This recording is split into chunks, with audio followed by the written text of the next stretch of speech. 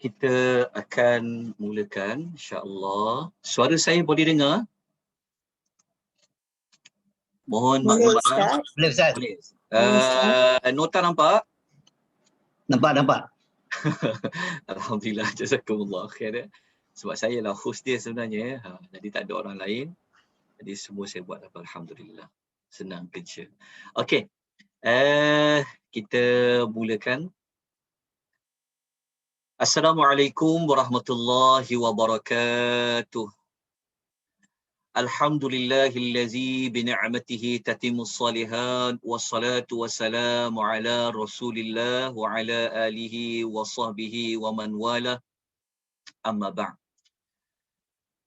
Segala puji bagi Allah, kita mengucapkan rasa syukur kita kepada Allah. Pada pagi ini kita dapat bertemu sekali lagi hari Ahad jam 10.30 pagi, yang mana kita sama-sama akan menghayati, kita sama-sama akan mengambil pelajaran, pengajaran daripada himpunan ayat-ayat Al-Quran, himpunan dari hadis-hadis Nabi SAW berkenaan dengan tajuk alam barzakh, yang mana alhamdulillah setakat ini kita semua sudah sampai kepada tajuk fitnah kubur.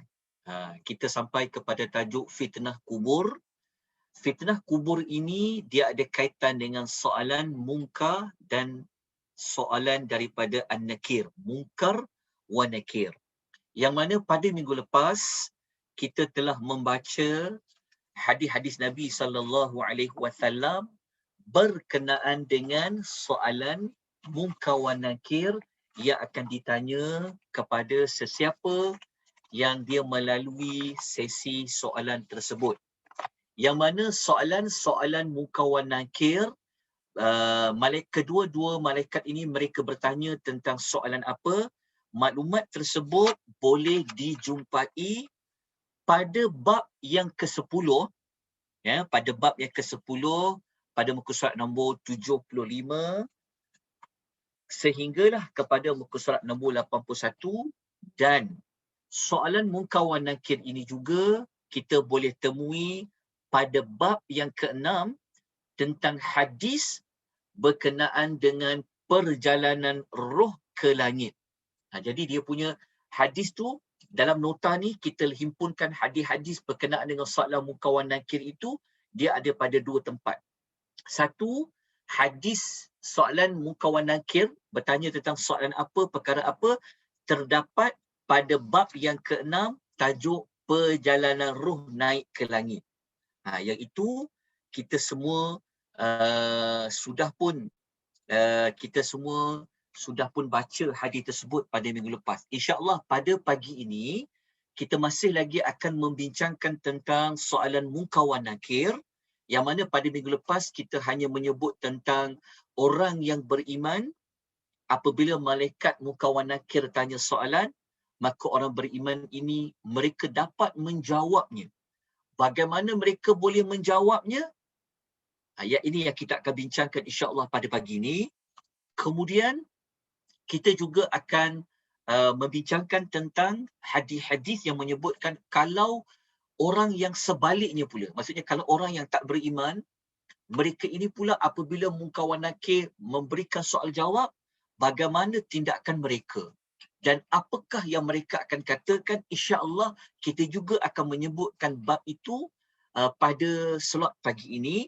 Jadi ini bermakna tuan-tuan dan puan, kita masih lagi kena mengguna dan merujuk nota pada bab yang ke-6 dan juga pada bab yang ke-10.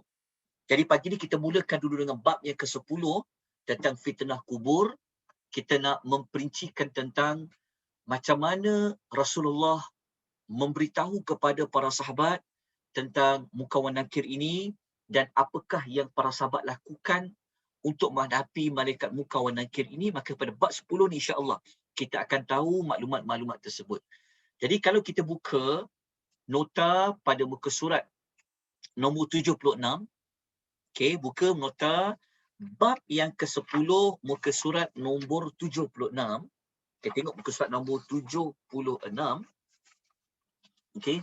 Tengok dalam muka surat nombor 76, kita akan membaca hadis-hadis Nabi tentang bagaimana perasaan Rasulullah apabila Nabi tahu tentang azab kubur, tentang fitnah kubur. Baik, muka surat nombor 76. Moga-moga tuan-tuan semua, tuan-tuan dan puan telah pun membuka nota muka surat nombor 76. Baik. Daripada Aisyah, menurut Aisyah radhiyallahu anha, Nabi SAW sentiasa membaca doa ini. Dan kita semua pun ikut Nabi SAW, kita bacalah doa ni selalu. Kerana dalam doa ni dia ada kaitan dengan tajuk yang sedang kita bincangkan. Mari kita lihat apakah doa yang Nabi selalu baca. Seperti mana yang diriwayatkan oleh Aisyah radhiyallahu anha. Kata Aisyah, Nabi selalu baca doa, Allahumma inni a'udzu bika minal kasal wal harami wal maghrami wal ma'thani. Maksud hadis tu ialah, ya Allah, sesungguhnya aku berlindung kepada engkau minal kasal, daripada sifat malas, wal harami, daripada sifat tua. Tua di sini kita tak boleh lari daripada menjadi tua, tapi tua dekat sini maksudnya tua yang menyebabkan kita nyanyuk, yang menyebabkan kita menjadi seperti apa? Seperti kita nyanyuklah, menjadi nyanyuk, menyebabkan kita melakukan perkara-perkara yang tidak sepatutnya kan. Jadi minta Allah lindung daripada penyakit tua yang sebegitu. Wal maghrami, daripada hutang-hutang, wal ma'thami, daripada perbuatan dosa. Ada 4 dekat situ Nabi doa mula-mula. Pertama daripada sifat malas, kemudian daripada sifat tua, kemudian daripada sifat daripada hutang yang ada, kemudian daripada perbuatan dosa. Dan kita sedia maklum, nanti insya-Allah kita akan bincang satu bab kenapa hutang ini Nabi sendiri minta Allah lindung daripada masalah hutang. Kerana hutang merupakan di antara sebab roh tidak akan diam duduk apabila dia berada di dalam kubur. Roh ini akan tergantung. Maksudnya, roh ini dia di dalam keadaan tidak tenang apabila dia berada dalam kubur jika hutangnya tidak diselesaikan. Sebab tu Nabi sendiri memohon lindung kepada Allah Subhanahu Wa Taala daripada hutang. Lepas tu Nabi minta lagi Allah lindung apa? Nabi kata, Allahumma inni a'udzubika min azabin nar wa fitnatin nar wa fitnatil qabri wa azabil qabri. Jumpa perkataan wa fitnatil qabri wa azabil qabri. Nabi doa lagi untuk rangkap yang kedua. Nabi kata, ya Allah, sesungguhnya aku berlindung kepada engkau daripada siksaan neraka dan juga fitnah neraka ni, maksudnya azab neraka tu, daripada fitnah kubur dan azab kubur. Nabi sendiri setiap dalam hidup Nabi selalu baca doa minta lindung daripada fitnah kubur dan azab kubur. Fitnah kubur ni lah yang sedang kita ulas daripada bab yang ke-10 ni. Jadi Nabi sendiri minta lindung kepada Allah daripada fitnah kubur. Juga minta lindung kepada Allah daripada azab kubur. Rasulullah minta lindung kepada Allah. Apatah kita. Lepas tu Nabi mengatakan juga minta lindung daripada kejahatan fitnah. Fitnah apa? Nabi kata daripada fitnatil ghina wa syarri fitnatil faqri. Nabi minta lindung daripada fitnah ujian kekayaan dan juga daripada kejahatan fitnah fakir. Nabi juga minta Allah lindung daripada dugaan-dugaan kalau berada di dalam keadaan kefakiran. Nabi juga minta lindung. Tapi kalau kaya pun Nabi minta juga lindung. Daripada dugaan-dugaan kalau jadi seorang yang kaya, minta juga perlindungan daripada keburukan apabila menjadi orang yang fakir. Lepas tu juga kata Nabi SAW, wa min syarri fitnatil masihid dajjal. Nabi minta lindung daripada kejahatan fitnah masihid dajjal. Lepas tu Nabi doa pada rangkap yang berikutnya. Nabi kata, Allahumma aghsil khatayaya bima'is salji wal baradi wa naqil qalbi minal khatayaya kama yunaqqas sawbul abyadu minad dana. Nabi kata, bersihkanlah hatiku daripada segala kesalahan seperti mana pakaian putih yang daripada atas ni. Ya Allah, cucikanlah kesalahanku, maknanya dosa-dosaku dengan air salji dan air yang sejuk. Bersihkanlah hatiku daripada segala kesalahan sebagaimana pakaian putih yang dibersihkan daripada kekotoran. Lepas tu Nabi doa lagi kepada Allah, waba'id baini wa baina khataayaya kama ba'adta bainal masyriq wal maghrib. Jauhkanlah diriku dengan kesalahan-kesalahanku seperti mana engkau menjauhkan antara barat dan timur. Hadis riwayat Bukhari. Okey. Yang paling penting, doa ni panjang ni. Ada banyak maklumat di sini kalau boleh amal-amal. Kerana Nabi ni kalau dia doa, dia akan doa, tentu doa-doa yang penting Nabi akan doa. Tapi yang kita nak berikan tumpuan adalah pada perkataan Nabi doa apa? Wa min fitnatil qabri. Daripada fitnah kubur. Fitnah kubur dalam doa Nabi ini telah ditafsirkan oleh Ibnu Hajar Al-Asqalani. Kalau tengok muka surat nombor 77, atas tu tetapkan jumpa Ibnu Hajar rahimahullah berkata. Maksudnya Al-Hafiz Ibnu Hajar Al-Asqalani, beliau ini adalah seorang ulama hadis yang beliau menginterpretasikan apa makna fitnah kubur yang Nabi doa tadi tu. Kata beliau, maksud fitnah kubur ini ialah soalan dua malaikat. Soalan dua malaikat. Dua malaikat tu malaikat apa? Kita dah baca pada minggu lepas. Malaikat itu disebutkan namanya oleh Rasulullah sallallahu alaihi wasallam al-munkaru wan nakir. Munkar dan nakir. Nabi sendiri minta lindung kepada Allah daripada ujian soalan dua malaikat, iaitu munkar dan malaikat an-nakir. Macam mana dengan kita? Adakah selama ini kita berdoa kepada Allah supaya Allah permudahkan kita soal jawab munkar wan nakir? Doalah seperti mana Nabi SAW mendoakan. Nabi minta perlindungan kepada Allah. Kerana kedatangan malaikat munkar wan nakir itu datang mereka dalam keadaan yang sangat menakutkan.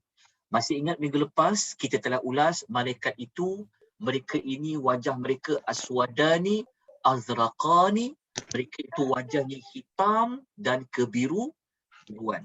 Okay. Kita ada dalam nota pada bab ke-10. Baik, tuan-tuan dan puan.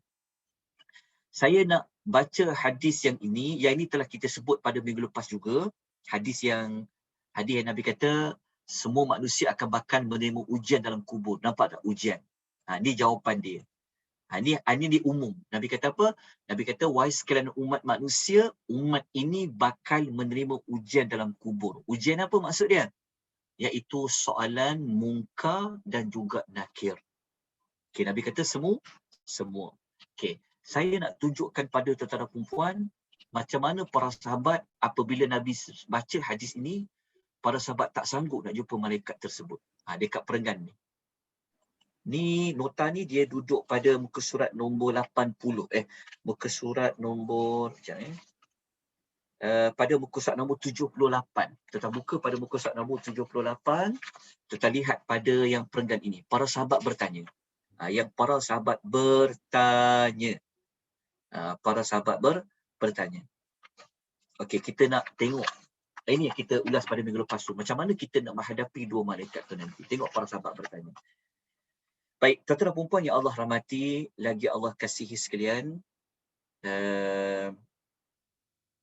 Kita lihat apa kata para sahabat kepada Rasulullah. Ni tuan-tuan boleh gariskan dekat sini. Dekat sini kita nak tengok. Siapa yang boleh tolong kita untuk jawab soalan munkar wan nakir tu? Macam mana kita nak tenang untuk menjawab soalan munkar wan nakir? Maka dalam hadis ni, para sahabat bertanya. Para sahabat bertanya, boleh jumpa hadis tu pada muka surat nombor 78. Okey, para sahabat bertanya kepada Rasulullah sallallahu alaihi wasallam. Mereka bertanya apa? Mereka kata, ya Rasulullah. Okey, saya besarkan sikit ya supaya lebih nampak. Sekejap. Okey, nampak tak tulisan dia? Okey, yang ni. Kat atas tu. Yang mana tengok ya. Mereka bertanya. Dia kata, ya Rasulullah, wahai Rasulullah, ma ahadun yaqumu alaihi malakun. Mereka kata, ya Rasulullah, tiada seorang pun yang mampu, yang sanggup nak menghadapi malaikat fi yadihi mitraqun. Yang malaikat yang datang tu membawa pemukul. Illa khubila inda dhalika. Malaikat dia akan pingsan. Maksudnya hadis ni ketika mana Nabi menerangkan tentang malaikat, setiap umat ni akan ditanya soalan oleh Munkar wa Nakir. Nabi panggil istilah apa, ingat tak? Fitnah kubur. Sebab tu bab 10 tu kita namakan dia sebagai fitnah kubur. Jadi kita biasa sebut soalan Munkar wa Nakir, betul juga.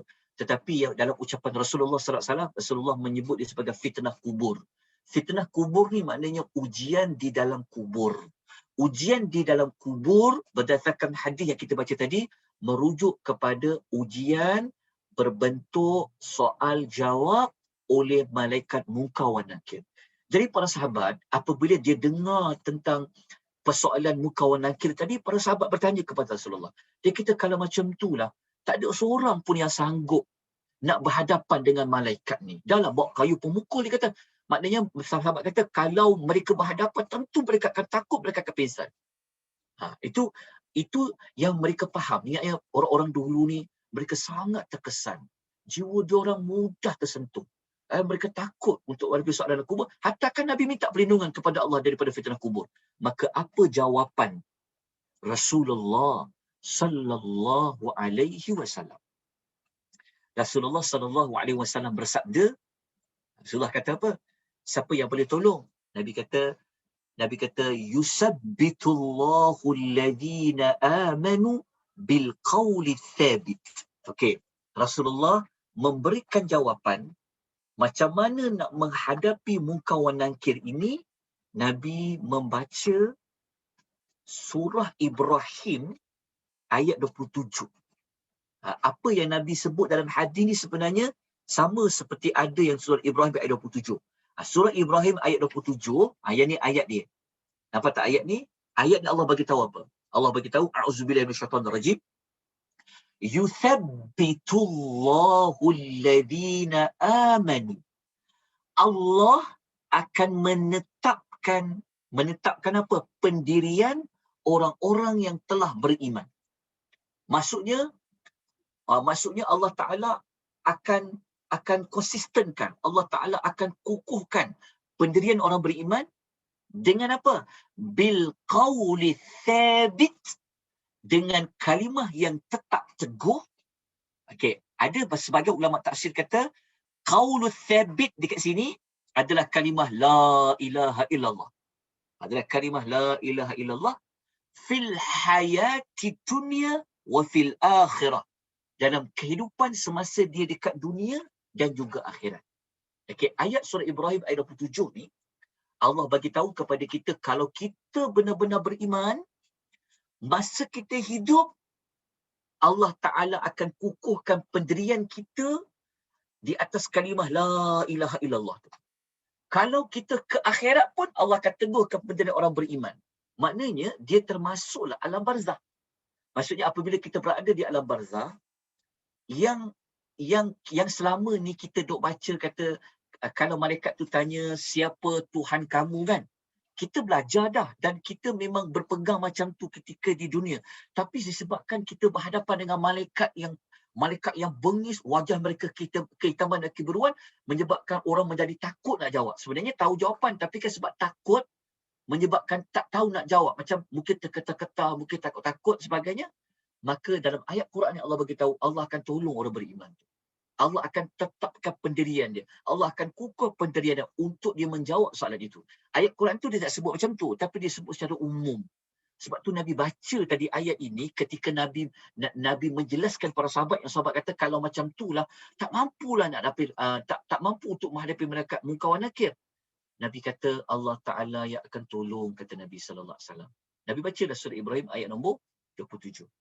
Tuan-tuan, puan-puan yang Allah rahmati sekalian, kita lanjutkan lagi pada nota muka surat nombor 70, muka surat nombor 80. Mari kita lihat. Kita belajar satu lagi, macam mana orang yang hidup dia boleh tolong orang yang berada dalam kubur untuk menjawab soalan munkar wa nakir. Sebenarnya ada. Yang pertama, diri kita sendirilah. Dan amal yang kita ada ni lah, kita berjaya melepasi soalan munkar wa nakir. Tapi ada orang yang hidup pun, dia boleh bantu orang yang berada dalam kubur tu. Okey, kita baca hadis ini. Okey, muka surat nombor 80. Jumpa muka surat nombor 80, hadis riwayat Abu Dawud. Okey, kita baca. Uthman bin Affan radhiyallahu anhu, dia berkata. Dia kata, kana nabiyyu sallallahu alaihi wasallam idza faghara min dafnil mayit. Apabila Nabi sallallahu alaihi wasallam selesai daripada mengebumikan mayat. Maknanya selepas dikebumikan mayat, apa Nabi lakukan? Kata Uthman, apabila Nabi selesai kebumikan saja mayat, Nabi buat apa? Waqafa alaihi faqala. Maka baginda sallallahu alaihi wasallam akan berdiri di kubur yang telah dikebumikan tadi jenazahnya. Nabi akan berdiri dekat situ dan Nabi bercakap kepada orang ramai. Ini sunnah juga. Sunnah kalau kita pergi ke tanah kubur, kita boleh buat macam Nabi buat ni. Lepas habis kebumikan jenazah tadi tu, maka kita berdiri dekat depan atas kubur, di tepi kubur tu, kita cakaplah pada orang ramai. Antara yang sunnahnya, kita cakap apa kepada orang ramai? Apa yang kita cakap kepada orang ramai? Kita katakan bahawa Nabi kata, istaghfiru li akhikum. Pertama, Nabi ajarkan kepada orang ramai, Nabi ni apabila ada jenazah meninggal, jenazah yang selesai saja kebumikan, Nabi berdiri, Nabi cakap ke orang ramai. Nabi kata apa? Mintalah keampunan kepada saudara kamu semua. Maksudnya Nabi suruh doakanlah supaya saudara kamu yang dalam kubur ini, dia diberi keampunan dosa-dosanya oleh Allah. So kita boleh doalah, ya Allah ampunkanlah dosa si mati ini, ya Allah ampunkanlah dosa si rakan saya ini. Sebutlah doa, minta keampunan. Nabi suruh buat macam tu. Lepas tu Nabi kata, yang kedua minta apa? Wasalu lahu tathbita. Nabi kata, dan mintalah kepada Allah ketetapan untuk si mati tu. Maksudnya yang kedua, bukan sekadar kita minta Allah ampunkan dosa si mati, kita juga kena minta pada Allah, ya Allah, tetapkanlah pendirian dia. Pendirian untuk apa? Nabi kata, fa innahul ana yus'al. Nabi kata, kerana sesungguhnya dia sekarang sedang disoal. Maksudnya, sejurus selepas jenazah tu dikebumikan, maka akan datanglah malaikat munkar wa nakir. Sebab orang nak balik dah. Kita belajar pada hadis sebelum ni, sebab selepas dikebumikan, dia akan lalui fitnah kubur tadi. Munkar wa nakir. Jadi macam mana nak bagi si mati itu boleh jawab soalan munkar wa nakir? Maka yang pertama, sunnah Nabi, kita doakan kepada Allah supaya Allah ampunkanlah dosa si mati. Yang kedua, kita minta kepada Allah supaya Allah Ta'ala berikan kemudahan kepada si mati ini untuk dia menjawab soalan munkar wa nakir. Sebab tu kalau kita nak doa kan, kalau tuan-tuan ada jenazah ahli keluarga yang meninggal, tuan-tuan boleh buat skrip doa siap-siap bagi orang baca. Boleh buat. Tapi ikut sunnah macam Nabi ajar. Mesti ada doa minta ampun kepada si mati.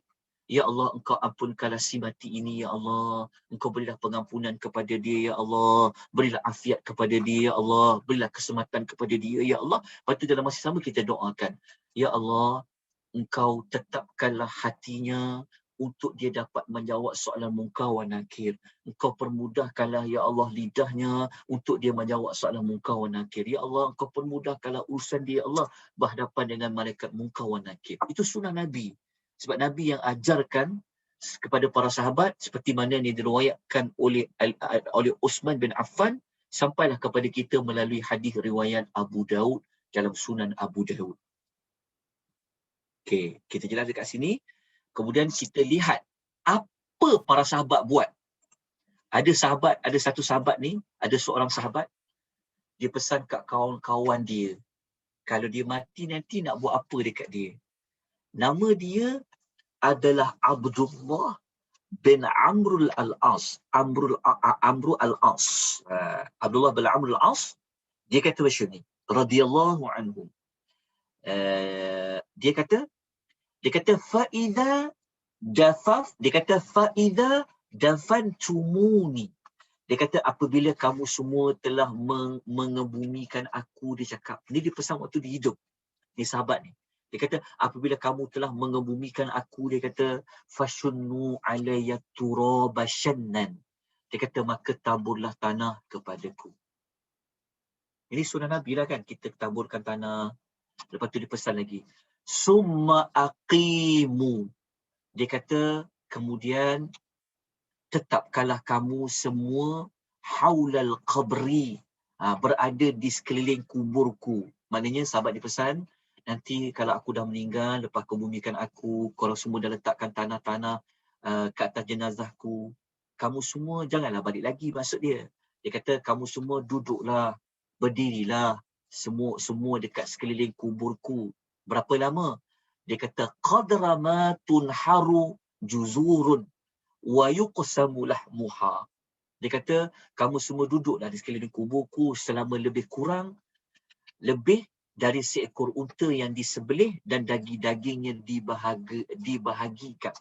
Maksudnya dia kata kamu ambillah masa sekejap untuk kamu tunggu berada di sekeliling kuburku. Dia kata supaya apa? Dia kata hatta asta'nisa bikum, sehingga aku merasa senang dengan keberadaan kamu semua, wa anzura maza uraji'u bihi rusular rabbi, dan aku boleh mengetahui jawapan apa yang aku berikan terhadap pertanyaan utusan Rabbku. Hadis riwayat Muslim. Okey. Maksudnya maknanya apa yang Abdullah bin Amr suruh ni sunnah Nabi lah. Ingat tak kan Nabi tadi kata lepas jenazah dikebumikan berdiri kat sisi kubur kan? Jadi kita boleh berdiri dekat kubur tersebut, kita doakan jenazah tadi, kita minta Allah tetapkan hati dia. So hadis yang Abdullah bin Amr bin As ni, Imam Nawawi kata apa? Imam Nawawi mengatakan bahawa, dia kata Imam Nawawi di antara ulama yang terkenal dalam mazhab Syafi'i, seorang ulama hadis, seorang yang alim. Dia kata ketika dia mengulas hadis yang kita baca tadi tu, beliau kata terdapat beberapa faedah daripada hadis yang kita baca tadi. Dia kata di antaranya, maknanya daripada hadis tadi kita boleh dapat beberapa pengajaran. Dia kata antaranya adalah kita dapat belajar, dia kata hadis tadi menunjukkan bahawa adanya fitnah kubur dan adanya pertanyaan dua malaikat. Dan ini adalah pendapat mazhab ahli yang benar. Maksud dia kata Imam Nawawi, daripada hadis yang kita baca tadi tu, dia kata bahawa memang betul. Daripada hadis tu menunjukkan bahawa memang ada fitnah kubur dan memang ada soalan muka wa nakir. Tak boleh nafikan lagi, dia kata. Berdasarkan mazhab Islam yang benar, wujudnya soalan tu, dia kata. Lepas tu beliau mengulas lagi. Dia kata dianjurkan juga, kata dia, berada sebentar di sisi kubur setelah pergebumian mengikut tempoh yang sudah disebutkan. Mayat pada saat itu mendengar orang yang berada di sekitar kubur. Ini ikut pendapat Al-Imam An-Nawawi. Sebab itu ada dalam pengamalan, beberapa amalan orang Melayu, itu yang dia ajarkan untuk baca talqin tu jika datang kepada kamu sekian-sekian tu lah. Okey, yang itu. Tapi kalau kita ikut hadis Nabi tadi, kita boleh buat secara umum lah. Kita berdiri dekat kubur kan, kita sebut kepada orang ramai, jomlah tuan-tuan dan perempuan, marilah kita mendoakan si mati ini dapat keampunan, doakanlah dia supaya Allah Ta'ala menetapkan pendirian untuk jawab soalan kubur. Boleh berdiri lama. Tak apa, tak berdiri. Doa Allah banyak-banyak ulang. Banyak-banyak. Ya Allah, mudahkanlah dia menjawab soalan munkar wa nakir. Mudahkanlah dia menjawab soalan munkar wa nakir. So hadis-hadis yang kita sebut ni menunjukkan bahawa bagaimana persiapan, macam mana pertolongan yang boleh kita lakukan, apa yang boleh kita buat untuk menghadapi soalan munkar wa nakir. Tuan-tuan dan puan yang Allah rahmati sekalian, kita teruskan dengan maklumat yang berikutnya. Apa jadi kepada orang yang beriman setelah dia boleh jawab soalan munkar wa nakir itu? Sebab kita tak baca lagi hadis tu, kita akan baca insya-Allah pada pagi ni. So kita dah habis dah bab yang ke-10. Kita patah balik kepada bab yang ke-6. Saya minta tuan-tuan dan puan-puan buka muka surat nombor 48. Tengok muka surat nombor 48. Okey, muka surat nombor 48. Okey, bab yang ke-6. Sebab tu sangat penting nota. Kalau boleh adalah nota nak belajar. Sangat senang. Mudah untuk kita bacakan hadis Nabi SAW. Baik. Tuan-tuan, pada minggu lepas, kita telah baca pada baris yang ke-18. Mesti ingat tak? Yang dekat sini, yang dikembalikan. Apa tak jumpa perkataan dikembalikan? Surat nombor 48 tu. Dekat sini kan kita telah sebutkan soalan munkar wa nakir tu. Okey? Yang kita tahu, malaikat munkar wa nakir akan dudukkan jenazah tu. Lepas tu malaikat munkar wa nakir bertanya tentang soalan apa? Dia akan tanya soalan, siapa Tuhan engkau? Kan? Lelaki, orang yang beriman, ingatnya orang beriman, Allah yang tolong mereka untuk mereka jawab soalan munkar wa nakir tu. Maka dia kata, Tuhanku adalah Allah. Dia tanya soalan kedua, apa agama engkau? Dia kata, agamaku Islam. Dia tanya lagi, siapa lelaki yang pernah diutuskan kepada engkau? Dia kata, Rasulullah. Lepas tu malaikat tanya lagi, apa amal engkau? Apa amalan engkau? Dia jawab, aku baca Al-Quran, aku beriman kepada Quran dan aku percaya kepada Quran. Dekat situ kita berhenti kan? Okay, kita tengok di sini. Lepas tu, lepas berjaya jawab soalan munkar wa nakir tadi tu, sebab itu penting sangat. Okey, minta perlindungan kepada Allah daripada soalan munkar wa nakir tadi, minta Allah lindung daripada tak boleh berjawab dan sebagainya. Maka lepas boleh jawab, apa yang berlaku kepada si mati tu? Okey. Selepas itu, sabda Nabi sallallahu alaihi wasallam, apa yang berlaku? Nabi mengatakan bahawa fayunadi munadin fis sama. Selepas itu terdengarlah suara dari langit. Maksudnya yang dengar, yang dengar ni bukan orang hidup lah. Orang yang mati, para malaikat, mereka akan mendengar ada suara dari langit.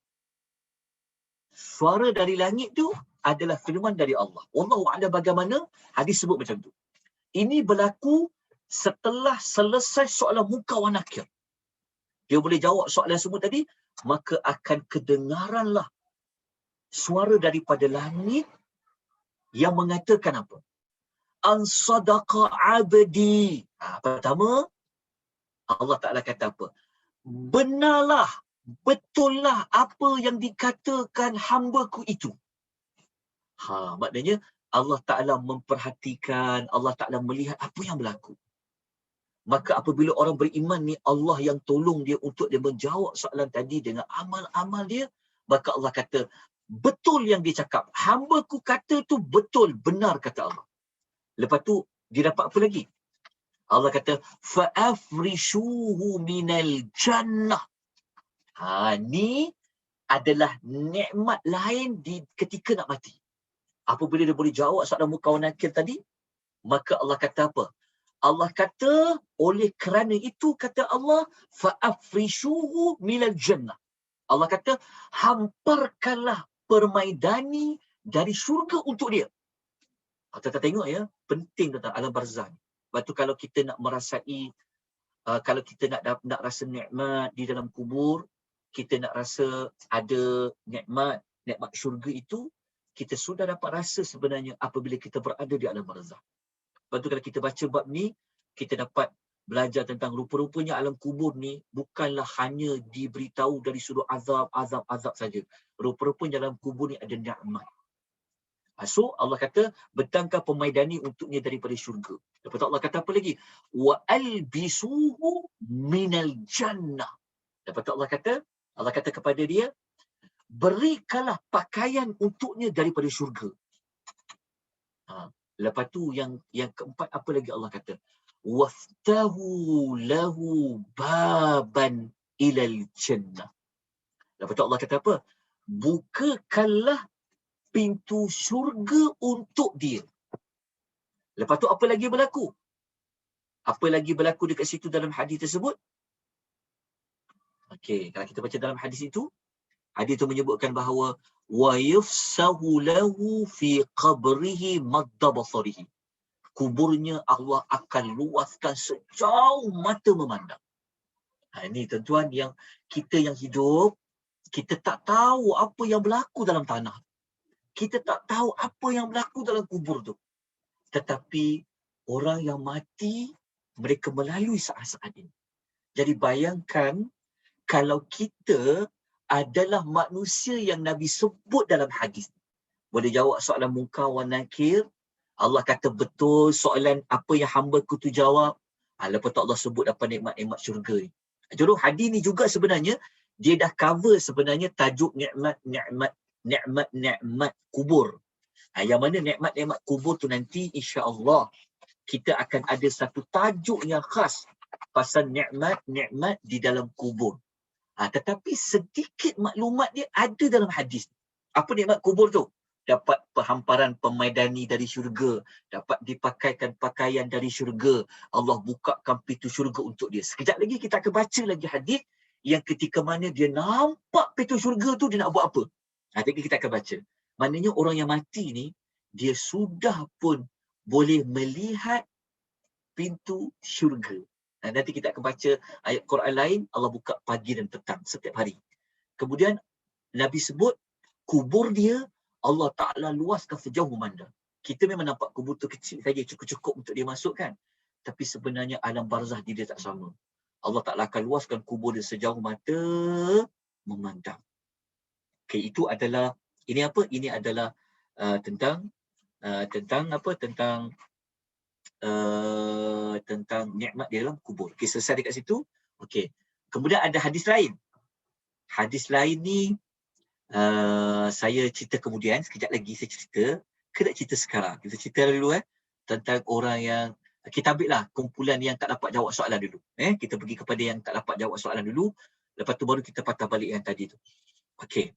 Kita tengok pula orang yang kafir ataupun orang banyak dosa dia, macam mana dia jawab soalan munkar wa nakir tu. Okey, tuan-tuan, saya minta tuan-tuan buka muka surat. Tuan-tuan buka muka surat nombor 50. Tuan-tuan buka muka surat nombor 50. Kita akan jumpa yang hadis yang perenggan 2 ni. Yang perenggan 2 ni, ini adalah soalan yang ditanya kepada satu kumpulan yang satu lagi, yang kafir, yang tak beriman, yang banyak dosa dia ketika mana dia mati tu. Bagaimana dia menjawab soalan-soalan yang ditanya oleh malaikat munkar wa nakir. Okey, kita tengok. Okey. Muka surat nombor berapa tadi tuan-puan? Saya sebut tadi pada tuan-puan. Tolong buka Tolong buka muka surat nombor 50. Okey, muka surat nombor 50. Kita tengok. Apa soalan dia? Kita nak tengok pula kalau orang yang tak beriman macam mana dia jawab soalan. Maka kata Nabi SAW, malaikat tanyalah kepada dia. Soalan apa dia tanya? Dia tanya, ma rabbuka? Siapa Tuhan kau? Tuan-tuan tahu tak? Kalau dia hafal sekalipun dekat muka bumi, ataupun kalau memang dekat muka bumi, dia tak percaya ada Tuhan itu hanya Allah, maka di dalam kubur pun dia tak boleh jawab soalan. Maka Nabi katakan, dia jawab apa? Mereka kata apa? Ha la adri. Mereka kata aku tak tahu. Lepas tu mereka tanya lagi, ma hadzal rajulul ladzi bu'isa fikum? Nabi tanya lagi. Mereka tanya lagi, apakah yang kau nak cakap kepada lelaki yang pernah diutus kepada engkau? Dia jawab apa? Nabi katakan apa dalam hadisnya? Nabi mengatakan bahawa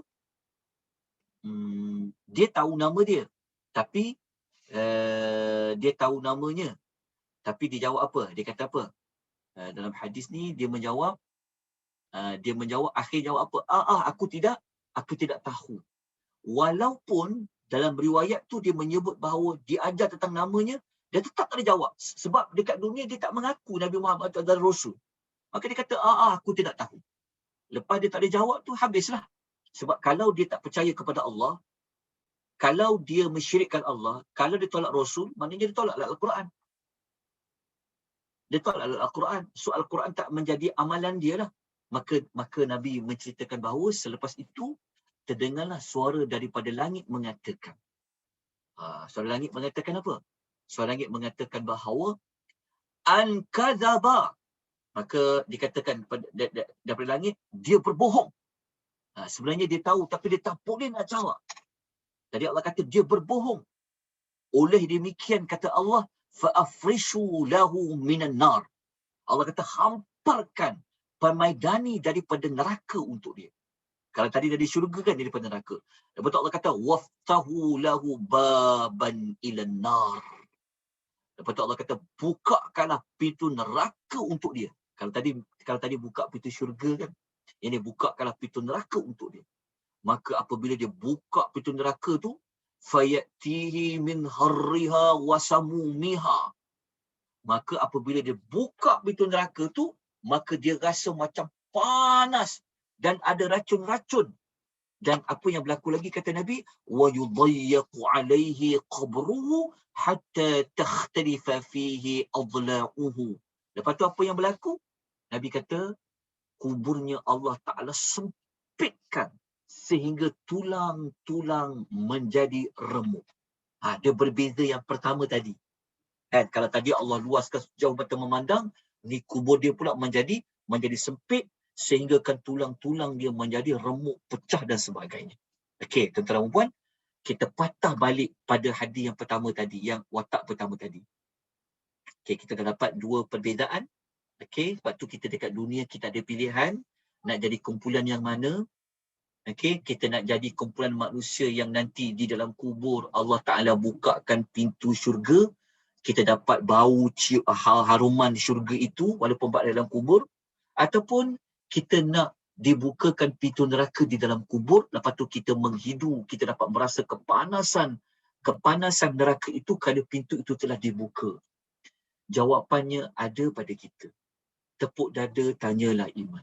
Kita masih hidup ni ada kesempatan lagi untuk kita bertaubat pada Allah. Untuk kita baiki dia hidup kita. Kita ada masa lagi. Lepas tu kita belajar ni supaya kita tak terlupa. Supaya kita dapat mengingatkan diri kita. Sebab tu Nabi pesan banyak-banyak. Nabi kata apa? Kita setiap minggu kita belajar. Tak habis-habis lagi tajuk ni. Kerana Nabi ingatkan kepada kita bahawa perbanyakkanlah mengingati tentang mati. Baik, tuan-tuan dan puan yang Allah rahmati sekalian. Kita nak pergi kepada tajuk lepas lelaki boleh jawab tadi. Masih ingat tak nikmat kubur tadi kan?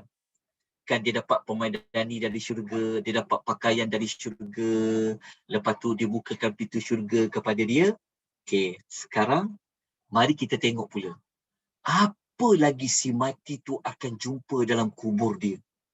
Si mati tu akan jumpa lagi apa? Okey, mari kita baca dekat sini. Muka surat 48. Jumpa tak muka surat nombor 48, kita nak baca hadis ni. Okey. Menarik tuan-tuan. Apa yang kita buat kat muka bumi ni nanti, semua kita akan dapat balasan dia. Kita cakap baik, Allah akan balas. Kita apa saja kebaikan kita buatlah. Kita cakap ke, kita buat kebaikan. Dekat sekarang kita tak dapat balasan kan.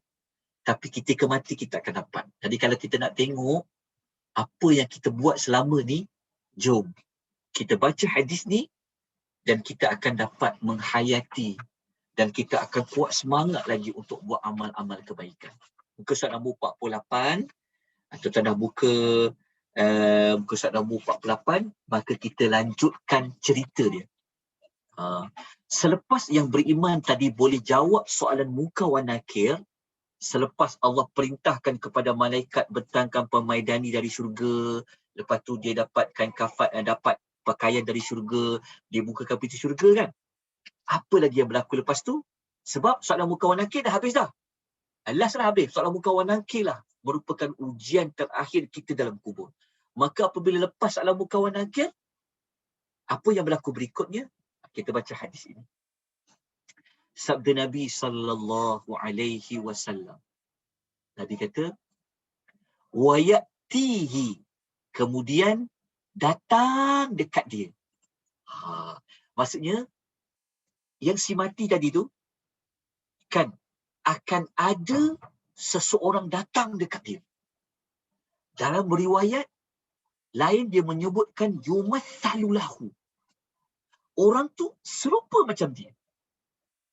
Maksudnya kalau kita meninggal, lepas soalan-soalan munkar wa nakir tadi lepas kan, kita akan didatangi oleh seseorang. Dan orang yang datang tu, dalam hadis Nabi mengatakan diserupakan untuknya. Dia diserupakan sama seperti dia. Tapi Nabi kata dalam hadis dia, Nabi kata rajulun hasanun. Nanti kalau kita meninggal, kita mati, kita meninggal, kalau ada orang datang dekat kita, yang mana yang datang tu kata Nabi, seorang lelaki yang mempunyai wajah yang cantik, wajah yang hasan, wajah yang baik. Lepas tu pula lelaki tu pula akan didapati hasanus siyab. Dia pakai pakaian yang indah.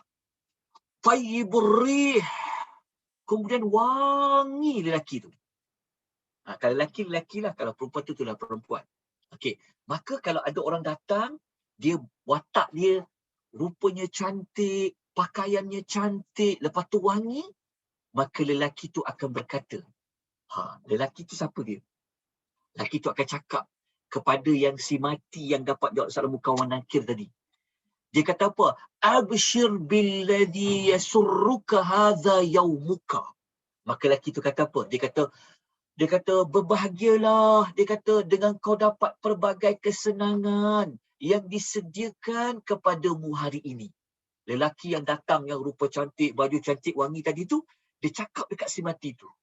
Dia kata, oh baguslah engkau, bahagialah engkau dapat macam-macam nikmat kepada engkau hari ini.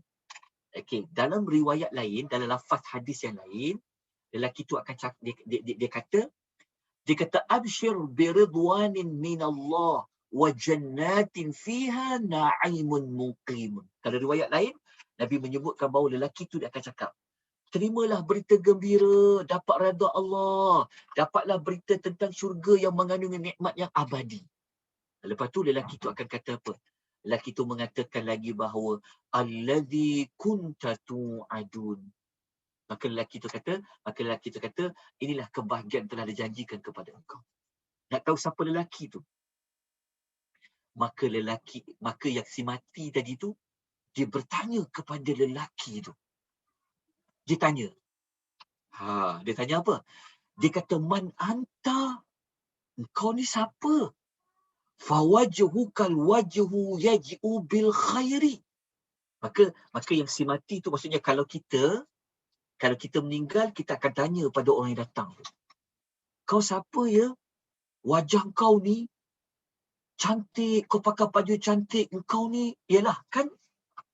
Maknanya kan benda tu menggembirakan, kan? Maka dia kata, engkau ni, penampilan engkau ni cantik, engkau ni datang menampakkan kebaikan.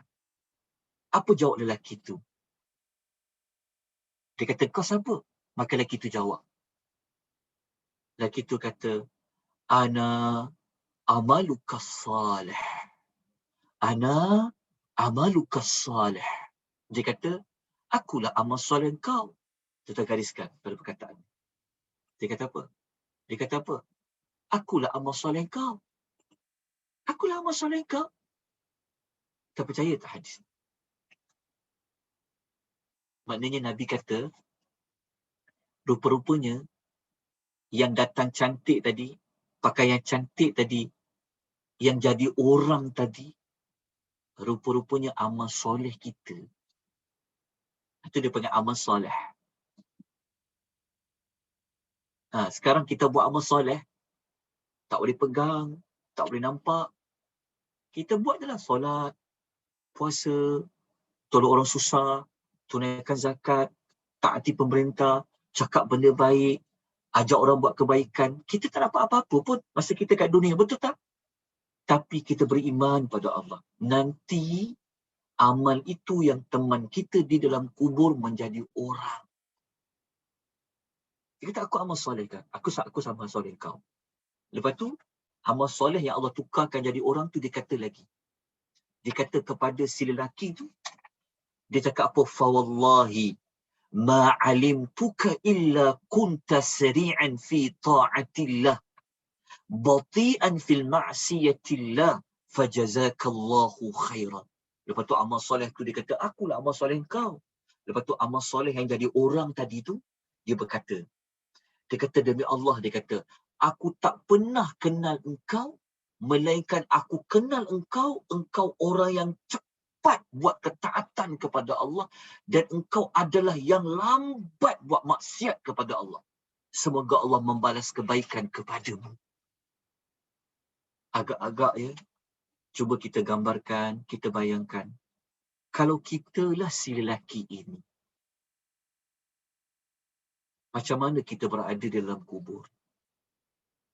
Mula-mula tadi takut nak menghadapi soalan Maikab Munkawan Nakir, kita belajarkan. Tapi yakin pada Allah, surah Ibrahim ayat 27 tadi, Allah akan tolong kita. Allah tak akan tinggal kita. Allah akan tolong orang beriman. Dan lepas tu bayangkan, selama ni penat lelah kita, kan korban diri kita, menahan macam-macam ujian dalam hidup kita, sabar, redha, patuh pada Allah dan sebagainya. Rupa-rupanya nanti berbaloi sangat-sangat yang mana amal-amal kita itu menjadi teman kita di dalam kubur, bukan teman yang biasa-biasa, teman yang menenangkan kita sebab wajahnya cantik, pakaian cantik, wangi dia. Kan? Tuan-tuan dan puan, moga-moga kita ya termasuk dalam cerita bahagian yang pertama yang Nabi sebut ni. Amin. Kemudian, apa lagi berlaku tuan-tuan? Masya Allah. Allah cerita lagi. Nabi cerita dalam hadis dia. Tuan-tuan, hadis ni ingat ya, hadis ni Nabi cerita waktu Nabi kat tanah kubur ya. Kita duduk, hadis ni hadis yang bab yang ke-6 tu. Dah tak habis lagi. Okey, dah tengok Nabi kata apa lagi pada kita. Nabi SAW kata lagi, Nabi kata, lepas amal tu cakap macam tu, apa lagi yang berlaku kepada dia? Kata Nabi SAW, Nabi kata, yuftahu lahu babun minal jannah wa babun minan nar. Okey, kemudian dibukakan untuk dia pintu dari syurga dan pintu dari neraka. Okey, kalau tadi mula-mula memang mereka dah nampak pintu tadi. Kan mereka dapat bau harum pintu tu kan. Tapi kali ni ditunjukkan dia dua-dua pintu. Satu ditunjukkan dia pintu syurga, satu ditunjukkan pintu neraka. Maknanya dalam kubur ni kita dah boleh tengok dah pintu neraka dan pintu syurga. Lepas tu, malaikat akan kata kepada dia, maka dikatakan kepada dia. Malaikat kata kepada dia, apabila tunjuk saja pintu syurga, pintu neraka, masa buka pintu neraka ditunjukkan, malaikat kata apa? Haza manziluka law asaita Allah abdalaka Allahu bihi hadza. Malaikat kata apa? Inilah tempat tinggal kamu sekiranya engkau mendakai Allah. Tetapi Allah telah menukarkan tempat tinggal kamu untuk kamu dengan tempat ini. Tempat ni apa? Syurga. Maksud dia, ketika mana malaikat tu dia tunjukkan pintu neraka, boleh tunjuk pintu syurga, dia tunjuk dua pintu. Ketika tunjuk pintu neraka, malaikat kata apa? Inilah tempat engkau akan duduk nanti. Inilah tempat kembali engkau kalau kau buat maksiat pada Allah. Tetapi malaikat kata apa? Tapi ini bukan tempat engkau. Tempat kau sebenar, ni, pintu ni. Pintu apa? Ditunjukkan dia pintu syurga. Maka apa yang berlaku kepada si mati tu, kita bayangkan macam mana perasaan dia kalau malaikat kata mula-mula tadi. Inilah tempat tinggal kau, tengok neraka kan. Tetapi rupa-rupanya, malaikat kata tempat neraka ni, pintu neraka ni, kau akan masuk ikut situ, tempat tinggal kau kat situ, kalau kau buat maksiat pada Allah. Tapi Allah telah tukarkan tempat engkau adalah syurga. Maka apabila dia melihat syurga, apa Nabi cerita? Nabi kata, فَإِذَا رَأَى مَا فِي الْجَنَّةِ. Apabila dia melihat syurga, dia berkata, Dia tengok je pintu syurga dan dia tahu itulah tempat tinggal dia. Si mati tu akan kata pada Allah, Rabbi. Dia kata, wah Tuhanku. Dia kata apa? Ajil qiyamis sa'ah. Dia kata, cepatkanlah jadi kiamat. Cepatkanlah jadi kiamat. Kaima arji'u ila ahli wa mali. Sebab apa dia minta nak jadikan kiamat cepat-cepat? Sebab dia kata, aku ingin berkumpul bersama-sama keluargaku dan juga harta-hartaku. Dia kata. Maka malaikat kata apa pada dia? Malaikat kata, fayuqalu lahu, dikatakan kepada dia, uskun, tinggallah kamu di dalam. Maksudnya malaikat kata, engkau bertenang, engkau berada di dalam kubur.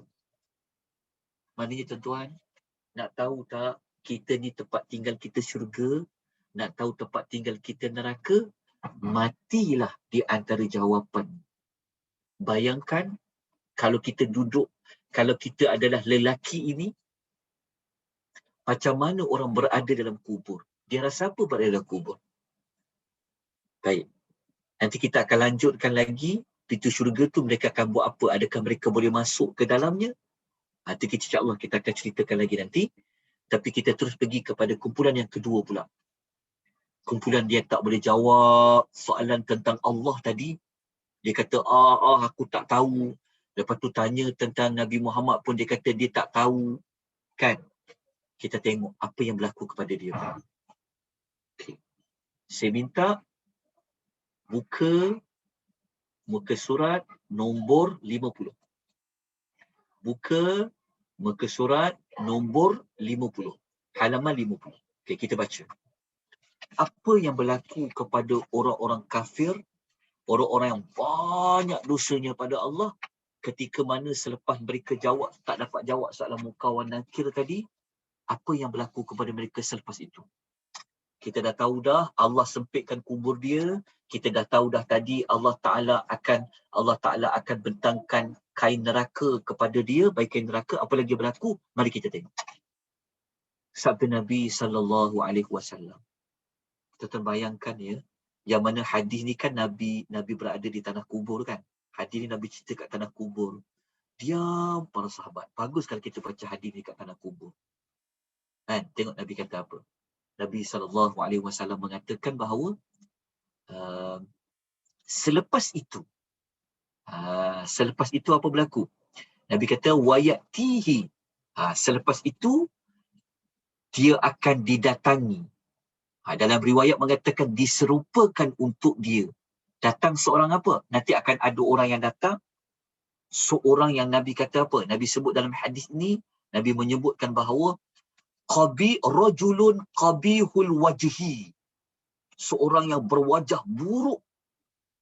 Qabihul thiyab. Pakai pakaian yang buruk, kotor. Mutstinur rih. Lepas tu bau busuk. Orang yang kafir ni apabila dia mati dalam kubur, nanti akan ada orang yang datang kepada dia. Wajahnya busuk, wajahnya buruk, pakaian dia kotor, bau busuk. Lalu si mati tu dia akan katalah. Maka si mati itu, maka yang datang tadi tu dia cakap kepada si mati tu. Dia cakap apa? Abshir billadhi yasu'uka hadha yawmuka alladhi kunta tu'adun. Maka lelaki yang wajahnya buruk, pakaiannya buruk, bau busuk tu, dia kata dekat si mati tu. Dia kata, bergembiralah engkau akan dapat macam-macam keburukan yang disediakan kepada engkau hari ini. Hari inilah hari yang telah dijanjikan kepada engkau. Maka si mati tu tanya, man anta? Kau siapa ya? Kau siapa ya? Dia kata. Kenapa dia tanya? Dia tanya, fawajuhuka wajhul yuji'u bisyarri. Engkau ni kenapa ya? Kenapa wajah kau buruk ya? Engkau ni nampak macam bawa keburukan ni. Maka apa jawab lelaki tu? Apa jawapan dia? Dia kata, ana amalukal khabith. Dia kata, akulah amal apa jahat kau. Kita tengok tuan, amal ni pula beza. Dia kata, akulah dosa-dosa yang kau buat. Aku adalah amal jahat engkau. Lepas tu amal yang jahat yang bertukar menjadi orang tadi tu, maka dia kata kat lelaki tu. Dia kata pada si mati tu, Dia kata apa? Fawallahi, dia kata demi Allah, dia kata ma'alimtu illa kunta bati'an an ta'atillah sari'an ila maksiatillah. Dia kata demi Allah, dia kata amal tu cakap. Dia kata demi Allah, aku ni dia kata sepanjang aku kenal engkau adalah orang yang lambat nak buat ketaatan kepada Allah dan engkau orang yang cepat-cepat suka buat maksiat kepada Allah. Maka amal jahat tadi dia kata apa? Semoga Allah membalas keburukan kepada engkau. Tuan jelas? Hadis ini. Maka apa lagi berlaku tuan-tuan dan puan-puan? Okey. Maka lelaki ni, kalau kita baca hadis ni, dia tak tunjuklah pintu syurga, pintu neraka dah. Kan, lalu apa yang berlaku? Kata Nabi SAW, summa yuqayyadu lahu a'ma asammu abkamu fi yadihi mirzabatun. Kemudian akan datanglah seorang yang bisu dan buta membawa pemukul daripada besi. Ini sebenarnya adalah malaikat. Gambaran kepada malaikat yang datang. Tak cakap banyak dah, datang malaikat bawa pemukul daripada besi. Tuan nak tahu besi dia tu berat macam mana? Kata Nabi, lau duriba biha jabalun kana turaban. Nabi mengatakan sekiranya sebuah gunung dipukul dengan pemukul itu, kata Nabi, maka tentulah ia menjadi habuk, menjadi hancur. Kemudian dia buat apa? Tanpa ditunggu-tunggu, malaikat tu buat apa? Maka malaikat tu buat apa? Fayadribuhu darbatan hatta yusira biha turaban. Maka malaikat tu pukul si mati tu dengan sekali pukulan sehingga dia benar-benar menjadi debu. Maksud kita bayangkan macam mana dipukul tu. Dengan pemukul yang besi. Tapi dia tak mati. Allah Ta'ala kembalikan dia seperti asalnya. Lepas tu dia buat apa? Dia dipukul sekali lagi. Yang mana dia menjerit. Suara dia menjerit kena pukul tu. Fayasihu sayhatan yasma'uhu kullu syai'in illa thaqalain. Lalu dia pukul lagi dia dengan pemukul besi. Dia menjerit, tuan-tuan. Yang mana jeritan itu didengari oleh setiap makhluk. Daripada hujung barat hingga ke hujung timur. Melainkan yang tak dengar siapa, tuan-tuan? Kata Nabi, yang tak mendengar dia adalah as-saqalain, iaitu manusia dan jin. Lepas tu kita tengok alam kubur ni, kita tengok tanah tu tak ada apa-apa pun. Betul tak? Kita lalu tepi kubur, tengok tak ada apa-apa, tak dengar apa orang kena pukul. Tu di kepada alam barzah. Allah telah letak dinding di antara alam kubur dengan alam tubuh. Walaupun kita tengok kubur tu sebelah-sebelah, tapi sebenarnya makhluk-makhluk selain jin dan manusia, mereka dengar orang diazab di kubur. Lalu Allah Ta'ala buat apa lagi kepada dia? Kata Nabi SAW,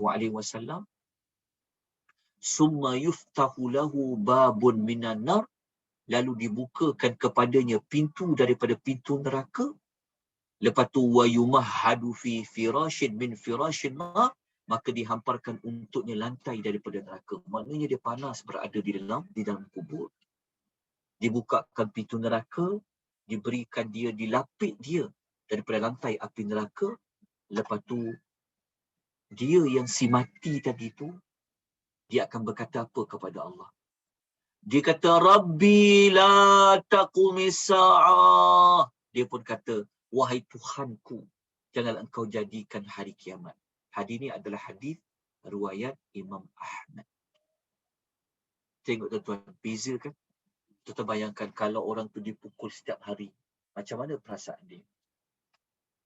Tuan-tuan dan puan Allah rahmati sekalian, hadis-hadis ni Nabi bacakan ketika mana Nabi SAW berada di tanah kubur, ketika mana rakan-rakan yang lain, sahabat-sahabat lain sedang sibuk nak masukkan jenazah seorang lelaki Ansar dalam kubur kan. Nabi cerita. So, kita dah boleh bayangkan ya, macam mana sahabat-sahabat yang duduk kat sekeliling Nabi. Nabi sedang duduk di kubur. Nabi cerita hadis-hadis ni kepada para sahabat. Sampailah hadis yang kita baca tadi. Maksudnya hadis kita baca ni penutup dah ni. Penutup dah hadis riwayat Ahmad ni. Penutup. So macam mana perasaan para sahabat? Apa respon para sahabat apabila mendengar tentang hadis-hadis ni? Jadi moga kita semua termasuk di dalam kumpulan manusia yang amal soleh kita tu akan teman kita dalam kubur. Amal soleh kita itu dia berikan ketenangan kepada kita. Kerana apa? Wajahnya cantik, pakaiannya cantik, bau wangi. Lepas tu pula kita dibukakan pintu syurga untuk kita. Sebab tu orang mati ni, yang baik ni, dia minta kepada Allah, cepatkanlah jadinya. Cepatkanlah berlaku kiamat. Cepatkanlah berlaku kiamat. Jadi tuan-tuan dan perempuan yang Allah rahmati, lagi Allah kasih sekalian, saya nak tunjukkan kepada tuan-tuan, kita dah habis tajuk hadis tentang ni. Sebenarnya selepas ini kita akan belajar tentang tajuk yang lain. Kita nak belajar tentang tajuk nikmat-nikmat kubur dan azab-azab kubur. Tapi sebelum tu, saya nak buktikan kepada tuan-tuan dan perempuan, kita nak tunjukkan dalil dari hadis dan juga ayat Quran yang kata bahawa syurga dan neraka ni Allah akan tunjukkan setiap hari. Hari ni orang berada dalam kubur, dia nampak pintu syurga, ada yang nampak pintu neraka. Tiap-tiap hari. Nak tahu dalil dia apa? Mari kita buka, saya minta tuan-tuan buka nota bab yang ke-12. Kita buka bab nombor 12, muka surat 87. Saya tunjukkan dekat depan ni. Saya tunjukkan tak apa. Saya tunjukkan pada tuan-tuan. Ini dalil dia. Dalil bahawa orang yang mati ni, apabila dia berada dalam kubur, tiap-tiap hari Allah akan tunjuk dia pintu syurga, pintu neraka. Okay, kita baca dulu hadis, kita baca Quran dulu. Kita baca Quran dulu. Okay, tengok. Ni dalil dia. Surah Al-Mu'min, surah yang ke-40, ayat nombor 46 dalam surah Al-Mu'min. Surah Ghafir. Okay, surah apa? Surah Ghafir ayat 46. Ni dalil dia. Allah kata dalam surah Ghafir ataupun surah Mu'min ayat 46 ni, Allah Ta'ala mengatakan, A'udzubillahi minasyaitanirrajim. An-naru yu'raduna 'alaiha ghuduwan wa 'ashiyya. Okey, kalau kita baca ayat ni, Allah kata mereka tu siapa? Mereka ni sebenarnya tajuk ni saya letakkan hadis ni, ayat Quran ni di bawah tajuk azab-azab kubur. Sebab ayat Ghafir 46 ni dia cerita tentang azab api neraka. Azab api neraka kepada orang yang diazab di dalam kubur. Yang mana ayat ni Allah bagi tahu mereka tu siapa tahu? Mereka yang diazab di dalam kubur, mereka akan didedahkan kepada api neraka pada waktu pagi dan petang. Kita gariskan perkataan ghuduwan ni waktu pagi, asyiyah ni waktu petang. Okay, orang yang masuk neraka, orang yang diazab dalam kubur ni, orang-orang kafir masuk dalam kubur ni, semua ni mereka ni sebenarnya mereka tiap-tiap hari pagi petang. Tak nampak ni tak? Mereka tak nampak. Okey. Jelas tuan-puan Kejap Okey. Dapat ayat Quran ni? Okey, kalau kita baca ayat Quran ni, Allah Ta'ala kata apa? Orang yang diazab dalam kubur ni, waktu pagi petang, mereka akan nampak neraka tu. Mereka akan didedahkan. Apabila pintu neraka tu dibuka, kan neraka ni panas. Maka macam kita kan, kalau kita masak nasi atau kita masak bayangkan kalau macam kita panaskan air kan, atau kita panaskan air, cuba kita buka tudung periuk tu. Kadang-kadang kita terasa dia punya wak panas kan. Macam mana kalau pintu neraka ni dibuka pagi dan petang kepada orang yang memang akan pergi neraka. Dia terasa panas dia.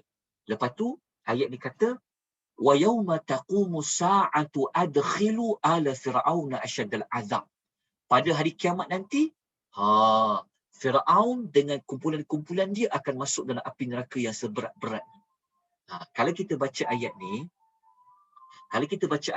dia ada dua situasi tau. Dia ada dua suasana.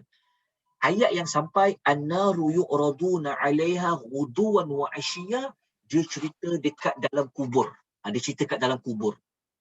Tapi ayat yang wa yauma taqumu sa'atu cerita nanti di akhirat. Kalau macam Firaun yang mati, orang-orang yang mati kat dalam kafir dekat dunia, mereka ni apabila mereka berada di dalam kubur, mereka dapat azab dah. Mereka dah merasai dah kepanasan neraka yang akan ditunjukkan, dipaparkan kepada mereka pada waktu pagi, pada waktu petang, tiap-tiap hari. Bayangkan. Okey, jelas dekat situ. Lepas tu nanti di hari akhirat, of course. Nanti di hari akhirat, of course, mereka akan dapat merasa bahang api neraka yang sebenar-benarnya. Sebab tu kalau kita baca ayat ni, kita akan tengok apa kata Imam Qurtubi. Imam Qurtubi dia ulas ayat ni. Dia kata ayat yang kita baca ni, ayat 46 ni dia kata adalah menjadi dalil yang digunakan para ulama untuk mengatakan wujudnya azab kubur selama mana berada dekat dunia. Lepas tu Imam Qurtubi dia kata ayat yang kata mereka didedahkan kepada api neraka pagi petang tu, dia kata ayat ni dia kata kalau ikut pendapat ulama-ulama macam Mujahid, Sa'al Tabi'in, Ikramah, Muqatil, ni semua ulama-ulama tabi'in, ulama tafsir kata ayat tu menunjukkan bahawa ayat ini menunjukkan azab kubur yang masa ada dekat dunia. Azab kubur tu apa? Mereka akan merasa kepanasan api neraka itu pagi dan petang. Allah akan buka tiap ni dalil dia. Tapi ayat ni dia cerita pasal neraka. Dia cerita pasal cerita pasal neraka. Macam mana dengan syurga? Of course lah syurga tu ada. Kalau ayat ni cerita tentang pagi petang ditunjukkan neraka tu, mereka merasa bahang panas api neraka tu pagi petang, maknanya orang yang dapat nikmat syurga pun akan dapat nikmat syurga pagi dan petang tu. Ayat Quran tak cerita, tapi kita boleh faham sebaliknya. Tetapi ada hadis yang cerita. Jom kita tengok hadis ni. Hadis kat atas ni, kita akan jumpa apa yang Nabi sebut, apa seperti mana kita ulas tadi. Riwayat Bukhari Muslim. Tengok Nabi kata apa. Ni hadis kita baca. Rasulullah sallallahu alaihi wasallam bersabda, "Inna ahadakum idza mata." Apabila salah seorang daripada kamu meninggal dunia. Kita tengok terjemahan dia. Apabila salah seorang daripada kamu meninggal dunia, apa yang berlaku pada dia? Urida alaihi maq'aduhu bil ghadati wal ashiyyi. Maka akan diperlihatkan tempat dia di waktu pagi dan petang.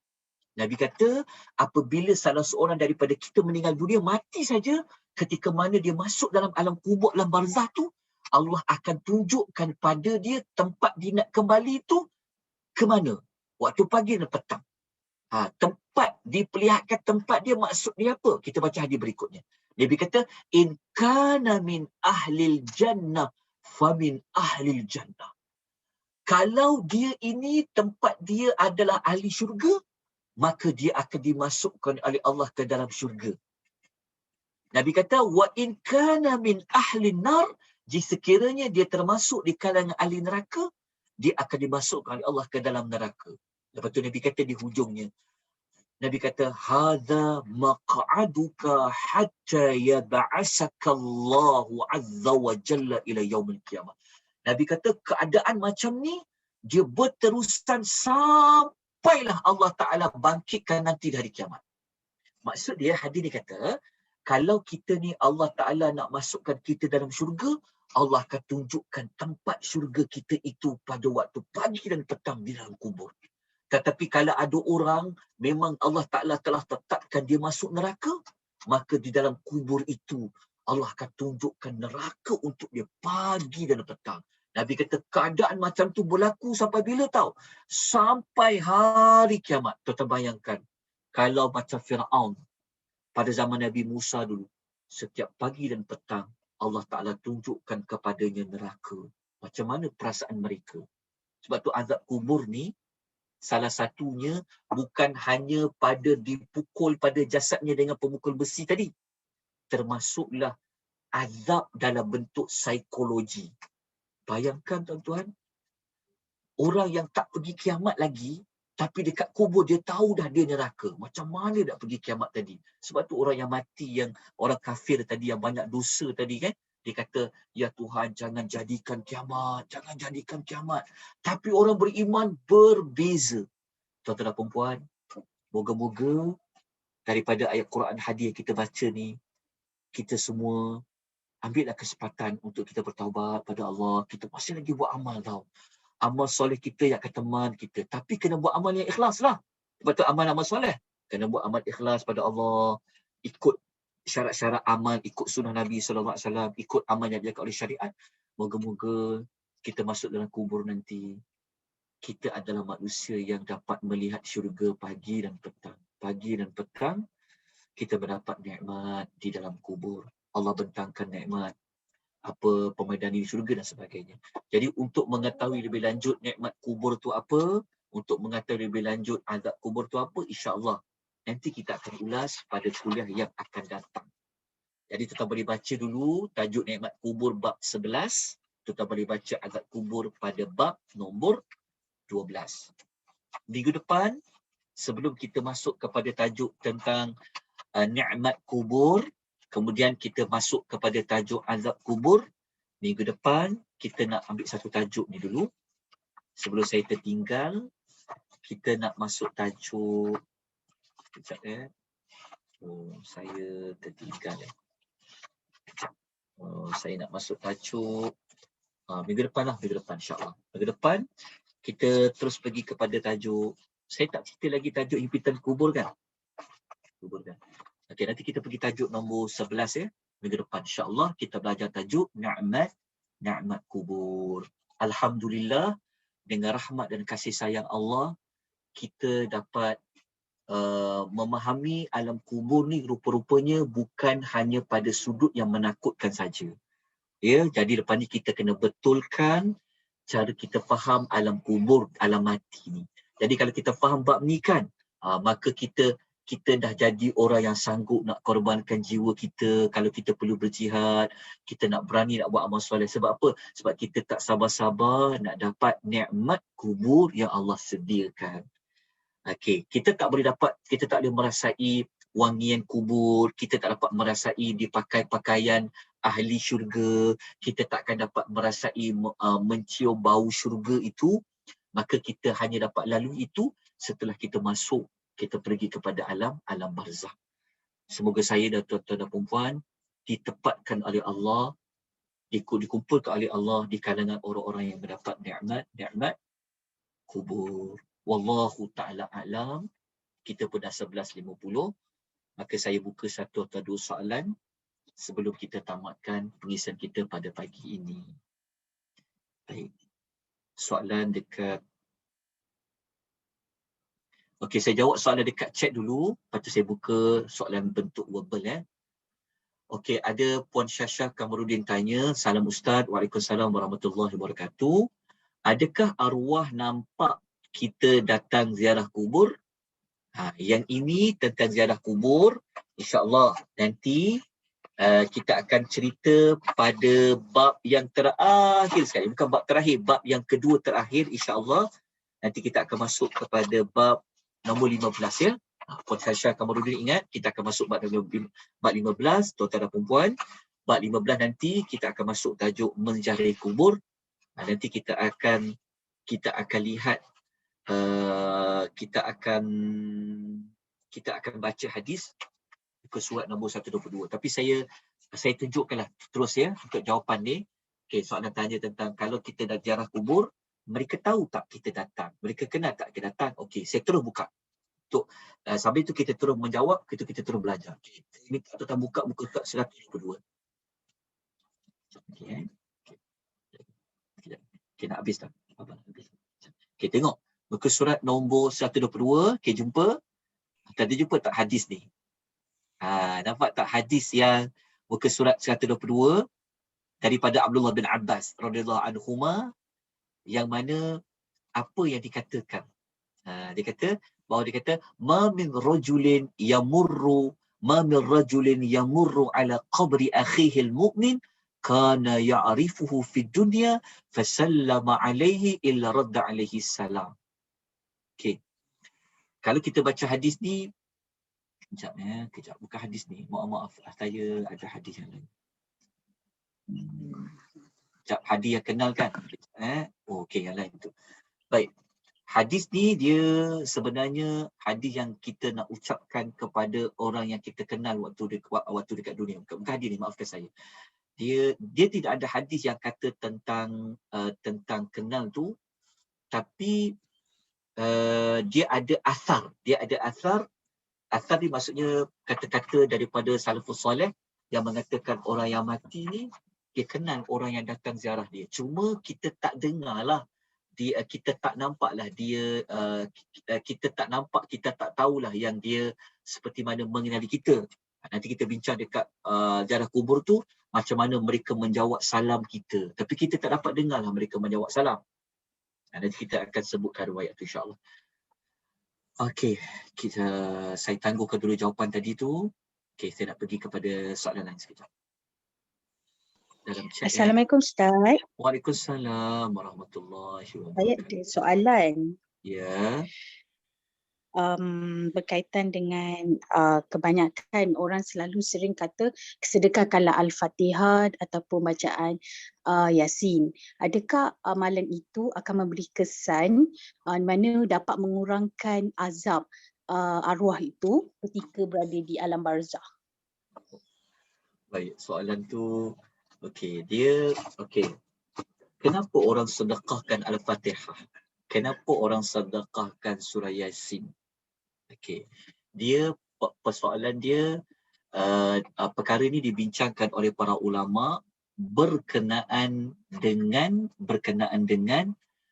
sampai tak kenapa kita baca Fatihah, sedekahkan Fatihah? Kerana kita nak bagi sampaikan pahala kita yang baca Fatihah tu kepada si mati. Sebab kita belajar tadi kan, pahala ni dia membantu si mati tadi sebab dia jadi amal kan. Jadi amal. Sebab orang mati dia tak boleh buat beramal baca Quran dah. So daripada amal kita yang hidup baca Quran nak sedekah kepada si mati. Itulah menjadi titik perbincangan di kalangan para ulama tentang menyampaikan, mensedekahkan pahala kepada si mati tu sampai ke tak sampai pada si mati tu. Ini menjadi titik perbincangan di kalangan para ulama. Okey, kita ambil makna umum. Okey. Kalau kita berdoa kan. Kita berdoa, contoh kita doa pada Allah, yang ni kita cerita pasal doa. Kalau bab doa tak ada khilaf ulama. Tapi kalau bab baca Quran sedekah si mati tu dah ada khilaf.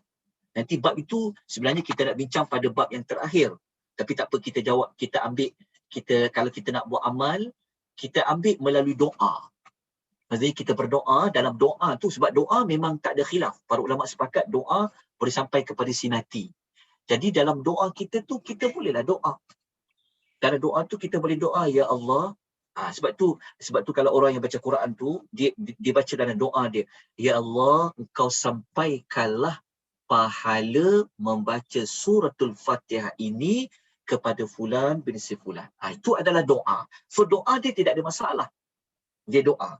Jadi doa itu Allah kabul tak kabul terserah kepada Allah. Tapi kalau kita mendoakan untuk Allah Ta'ala menyampaikan pahala kita tadi tu, moga-moga sampai. Tapi para ulama menyebutkan ada dikaitkan dengan keikhlasan kat situ. Itu menjadi titik perbahasan di kalangan para alim ulama. Tapi kalau kita nak keluar daripada khilaf, kita doa saja. Doa. Kalau kita nak buat pahala untuk dia, sebab pahala baca Quran dia ada khilaf pada ulama. Jadi kalau kita nak keluar daripada khilaf, caranya kita sedekah.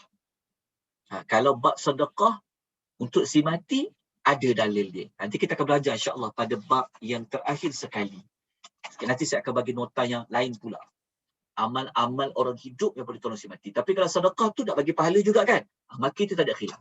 Kita boleh sedekahkan sesuatu, kita kata, Ya Allah, sedekah ini adalah untuk roh bapa aku. Yang tu memang boleh tolong. Yang tu memang kita tak dapat nafikan. Buat sedekah tu. Tapi bab pahala baca Quran tu saja. Ia ada perbahasan di kalangan para alim, ulama kat situ. Dia adalah masalah khilaf dekat situ. Sebab apa isunya pada menghadiahkan pahala tu. Kalau dirujuk dalam hadis Nabi memang tak ada lah. Of course hadis Nabi memang tak ada. Dan para sahabat pun mereka tak ada. Jadi kalau kita nak rujuk kepada salafus salih, benda itu memang tidak dilakukan. Tapi dibincangkan di bawah tajuk berdoa mensedekahkan pahala. Yang tu ada. Dan itu adalah khilaf ya di kalangan para alim ulama. Ya, khilaf di kalangan para ulama tentang menyampaikan menyampaikan pahala kepada si mati itu. Wallahu ta'ala a'lam. Terima kasih Ustaz. Sama. Okey, ada yang Puan Tasha tanya soalan, adakah arwah tahu sedekah kita sampaikan kepada mereka semasa mereka dalam kubur? Wallahu ta'ala a'lam. Kita tak tahu sebenarnya apa yang berlaku di dalam kubur. Sebab tu kita dalam agama, kita diajar, jangan cakap sesuatu kalau kita tidak tahu. Wala taqfu, kata Allah, la taqfu ma laysa laka bi'ilmun, inna sam'a wal basar wal fu'ad innahu kana mas'ula.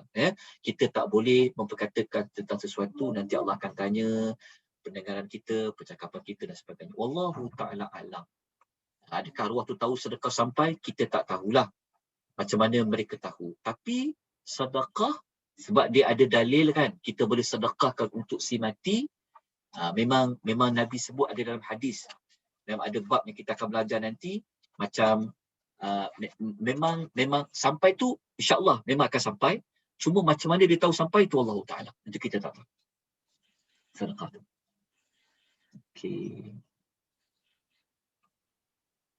Okey, ada tanya tentang kelebihan surah Al-Mulk untuk penghuni kubur. Surah Al-Mulk untuk penghuni kubur, wallahu ta'ala alam. Tapi hadis yang sebut tu adalah untuk orang yang hidup tu. Untuk orang yang hidup tu, bukan untuk si mati. Assalamualaikum Ustaz. Waalaikumsalam. Kalau kita tahu bahawasanya satu hari di akhirat adalah bersamaan dengan 1000 hari di dunia kan. Bagaimana pula dengan di kubur? Ikut yang akhirat ke? Terima kasih. Okey, pertama sekali di hari akhirat dia bukan hanya ada 1000 tahun ya. Kalau kita baca dalam Al-Quran, dalam surah Sajadah, dalam surah Al-Ma'arij, lepas tu ada satu lagi surah tu di hari akhirat dia ada dua, dia ada ayat kata macam 1000 tahun, ada ayat kata macam 50,000 tahun. Dalam Al-Ma'arij tu disebut 50,000 tahun. Okey. Tentang persoalan di dalam kubur, adakah sama waktu dia? Macam kan, sehari adakah mereka rasa macam 24 jam? Kan? Jawapan dia wallahu ta'ala alam. Kita tak tahu tempoh masa yang orang berada di dalam kubur tu adakah sama macam orang yang hidup. Sama macam akhirat, kita tak tahu. Kita tak boleh nak spesifik dia macam mana. Tapi sudah pastilah orang yang berada dalam kubur dapat nikmat, tentu perasaan dia tak sama macam orang yang kena azab. Dia sama macam hari akhirat punya konsep. Ada orang dia rasa macam 50,000 tahun. Sehari tu dia akan rasa 50,000 tahun. Kata para ulama tafsir, mereka yang rasa macam 50,000 tahun tu sehari di akhirat adalah orang-orang yang kafir, orang-orang yang bersalah. Tentu dia rasa macam lamanya macam 50,000 tahun. Tapi kalau orang mukmin, siapa yang ada mengikuti kelas alam akhirat setiap hari Isnin, kelas saya besok hari akhirat hari Isnin, ni alam barzah kan, alam akhirat hari Isnin, kita dah kupas dah. Kalau orang mukmin, dia akan rasa menunggu di padang mahsyar itu seperti mana antara solat zuhur hingga ke solat asar. Nampak tak perbezaan dia? Perbezaan merasakan lama tu bergantung kepada amal. Jadi oleh sebab itu, orang yang berada dalam kubur, orang yang terdapat nikmat, tentulah dia merasa duduk dalam kubur itu, lama tak lama dia, kita tak tahu macam mana perasaan dia kerana dia dapat nikmat, begitu orang yang azab. Jadi kita tak tahu sebenarnya alam kubur ni macam mana, berapa lama waktu dia. Sebab dia termasuk dalam perkara gaib. Perkara gaib kita tidak boleh simplify, kita tak boleh nak senang-senang nak mengatakan berlaku begini kalau tanpakan dalil daripada ayat Quran dan juga hadis Nabi sallallahu alaihi wasallam. Sebab tu kalau tuan perasan dalam nota yang kita kongsikan, setiap satu perkara itu kita cuba mencari dalilnya. Nas. Jadi kalau perkara kita tak tahu, wallahu ta'ala a'lam. Kita tak tahu jawapan dia yang sebenarnya bagaimana. Baik, tuan-tuan dan perempuan, jam pun dah pukul 12. Nanti saya kena scroll balik soalan tuan-tuan dan perempuan di chat. Saya minta maaf ya kalau tak dapat nak jawab soalan tuan-tuan dan perempuan ni. Jadi insya-Allah saya usaha pada minggu berikutnya untuk saya jawab. Jadi kita jumpa insya-Allah pada minggu depan, hari Ahad jam 10.30. Kita sambung pada bab ni'mat kubur. Terima kasih tuan-tuan dan puan semua atas komitmen tuan-tuan dan puan untuk kita belajar pada pertemuan kita pada hari Ahad ini. Jadi kita jumpa insya-Allah pada minggu depan. Aku qouli hadza wa astaghfirullahal azim. Wabillahi taufiq wal hidayah. Wassalamualaikum warahmatullahi wabarakatuh.